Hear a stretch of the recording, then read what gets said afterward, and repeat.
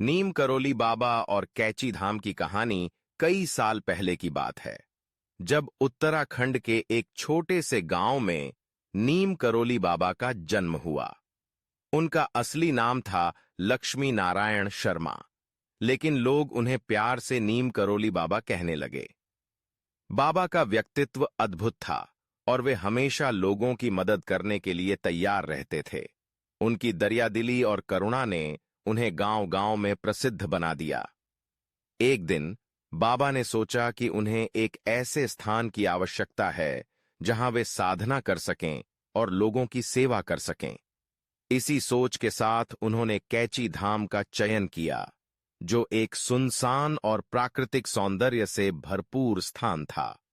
बाबा ने वहां एक आश्रम की स्थापना की, जहां लोग ध्यान, साधना और सेवा के लिए आ सकते थे। बाबा ने अपने आश्रम में अनेक साधकों को एकत्र किया। वहां उन्होंने सभी को सिखाया कि प्रेम और सेवा ही सच्चा धर्म है। बाबा की शिक्षाएं सरल लेकिन गहन थीं। वे हमेशा कहते, जिसने सेवा की वही सच्चा भक्त है। लोग उनकी बातों को सुनकर प्रेरित होते और उनके चरणों में आते। एक दिन एक भक्त वहां आया जो बहुत दुखी था। उसने कहा, बाबा, मेरी समस्या यह है कि मेरे पास नौकरी नहीं है और मैं बहुत परेशान हूं। बाबा ने मुस्कुराते हुए उसे कहा, अपने दिल में विश्वास रखो, सब ठीक होगा। उन्होंने उस भक्त को साधना करने के लिए कहा और उसकी मनोकामना के लिए प्रार्थना की। कुछ महीनों बाद वह भक्त फिर से बाबा के पास आया, लेकिन इस बार उसके चेहरे पर मुस्कान थी। उसने कहा, बाबा, मुझे एक अच्छी नौकरी मिल गई है। आपके आशीर्वाद से सब कुछ ठीक हो गया।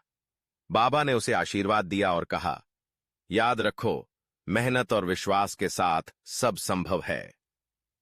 कैची धाम भक्तों का एक महत्वपूर्ण स्थान बन गया। यहां लोग दूर दूर से आते थे, बाबा की कृपा प्राप्त करने और शांति के लिए।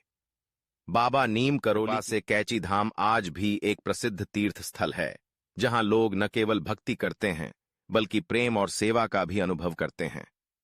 बाबा का जीवन सिखाती में सेवा और प्रेम का होना जरूरी है।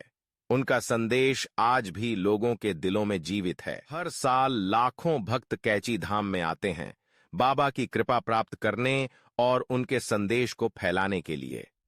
इस तरह नीम करोली बाबा ने कैची धाम को एक अद्वितीय स्थान बना दिया, जहां भक्तों को सच्चे प्रेम और भक्ति का अनुभव होता है।